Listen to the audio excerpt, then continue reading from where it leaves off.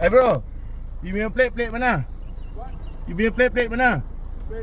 Number plate. You are Singaporean, is it? Huh? You are Singaporean, is it? What the food in? You are Singaporean, is it? You from where? Kenapa? You dari mana? Singapura ah? Kenapa? Ha? Itu plate apa? Mana boleh pakai minyak kuning? You sudah curi Malaysia punya barang tau. Saya orang Malaysia mah. You plate apa kita? Singapore. Ha. Ha? Boleh isi minyak kuning meh? Hey, don't like this. Huh? I don't know. Apa you don't know? Ini salah mah. Okay, sorry. You letak sekarang, you letak. What? You tutup sekarang. What Take tutup? your nozzle back, put back. Okay. You go put back now.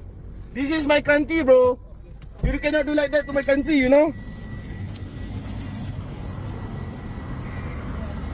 Your plate number is a Singaporean. How come you can refuse the yellow one?